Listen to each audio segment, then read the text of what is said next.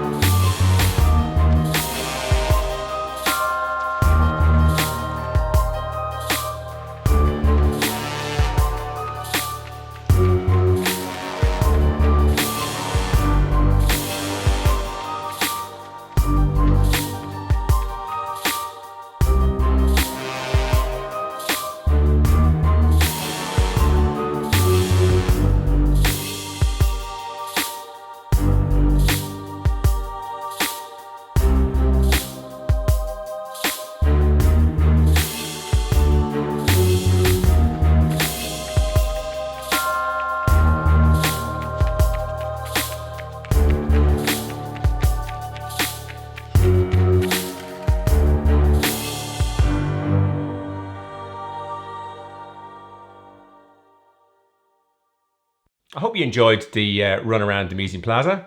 Let's put the shoes on the turntable and look at their specifications. Hoka say the shoe weighs 232 grams or 8.18 ounces. This shoe is a USA 13D, an EU 48, a UK 12.5 and a JPN 31. The shoe measures 310 millimeters long internally. In this size it weighs in the right shoe 280 grams or 9.85 ounces and in the left shoe 270 grams or 9.75 ounces. It's a 5mm drop and has a 29mm to 24mm stack height. So this is what Hoka One One have to say, or part because they say a lot.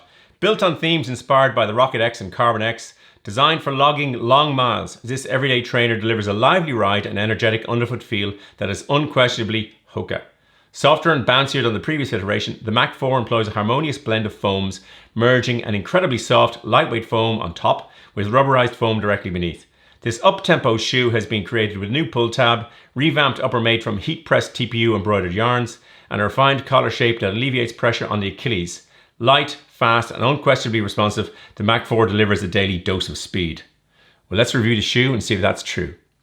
I like the construction of this upper. It's very like the Carbon X2 with the beautiful pronounced heel. I think it's more aesthetic than functional, but it's nicely padded around the back. It's a very lightweight upper. The tongue is slightly different on the Carbon X, not appreciably. It's a nice soft, doesn't grate. The laces are very long. They're about 5 millimeters long, or 5 centimeters long each side, or about 2 inches on each side on the Carbon X2, which makes them slightly awkward to lace up. First world problem, I admit. But I like the upper. I'll show it with a bit of light shining through, so you'll see what the upper is like in terms of its transparency and breathability, which is pretty breathable and it's very comfortable. I bought this is a size 12.5 UK. I ordinarily get a 12, but they're hard to come by, and I can run in a 12.5 without any difficulty. Nice shoe, locks on easily. Let's have a look at the light shining inside the shoe. So if we take the shoe, stick the light down the middle of it, you can see that it's pretty aerated at the front, and you can also see it down the side. So a nicely ventilated upper in this shoe. The midsole uses Hoka One One Mach ProFly. Comes with these little specifications: S39x25, V642, and W238. No idea what they mean. You can see them on the turntable video a bit better, but it's a nice soft compound. The outsole is EVA, so you can see through the lighter yellow outsole. You can see through to the ProFly. A reasonable amount of grip. I don't find Hoka's to be that grippy. It's reasonable. It's certainly more grippy than the Carbon X2. Some Hoka shoes have what I would call a bucket of sick aesthetic, and particularly the trail shoes, clashes of all sorts of wild, vibrant colors. Some like this X2 are probably a little on the plain side for me. I think this is pretty good. Simple form, striking color, nice shoe to look at, and I've mentioned before I like looking at shoes. This is the Blue Flower citrus color. It also comes in a really nice and stylish black and gray. That's a pretty nice shoe, even though I don't particularly go for black shoes. It also comes in a Blue Fog and Fiesta, which is kind of gray and red and meh. It's a kind of definition of meh. Whatever. Meh. I looked at those shoes and right, that defines meh. Anyway, they're available in that color. So in running, I did a couple of I did 10K, and then I did a 21K at the weekend, or 21, well, it was a half marathon, just running around. They're not as fast as the Carbon X2. That's, I suppose, not a great surprise. I really enjoyed running around in the Mach 4. It's a nice shoe to have on. The Carbon shoes are definitely faster. I have a local speed camera I've been playing around with.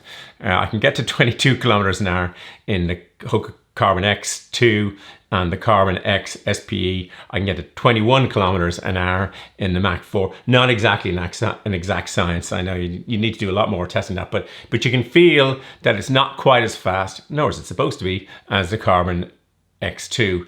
I think it is more for easy and tempo days. And when I ran the half marathon the weekend up and down hills and all, it was great. Feels great. It's not for racing. In Ireland, this costs 140 euro, and at that, I think that's a good price for this shoe. It's 125 pounds in the UK. On Fleet Feet in the US, it's $130. I can't quite get the Hoka site without using a VPN for the US. So look, we'll take it from Fleet Feet at $130. So it's 40 euro cheaper in Ireland on its Carbon X2 stablemate, and it's 50 bucks cheaper in the United States. And at that, I think that's a reasonable price for this kind of shoe. Shoe companies seem to be investing a lot of time building ranges of carbon and non-carbon shoes that are very similar. The most similar, as far as I can see, are these two, the Carbon X2 and the Mach 4. Very similar shoes with that carbon plate. Brooks have also developed a Hyperion Elite, and the Hyperion Tempo. And this is a more direct comparator to the Mach 4. So the Hyperion Tempo weighs 255 grams or 9 ounces in this size versus 276 grams versus 9.7 ounces in the Mach 4. So it's a slightly lighter shoe. It's slightly more expensive. It's 10 euro more in Ireland or 20 euro more in the US. So they make for good comparators. I think this, as the name implies, if it's called Hyperion Tempo, it's lighter. I imagine it'll be less durable and probably more suited for the tempo days, whereas this more substantial construction feels the more solid shoe is probably better for the easy days. But actually you can mix and match without any bother at all. At the start of the video, I posed the question of whether the Mach 4 was simply the carbon X2 without the plate? Is it, you know, the non-carbon X2? Yes, it is. But it's still a shoe that's worthwhile considering. If you want to go racing, I wouldn't buy this shoe. What I would do is look for a Carbon X, the original version, on discount. You can still see some. I saw some online that are about the same price as the Mach 4. That's what I would do if I wanted to go racing. But for easy and tempo days, yeah, I can recommend this shoe.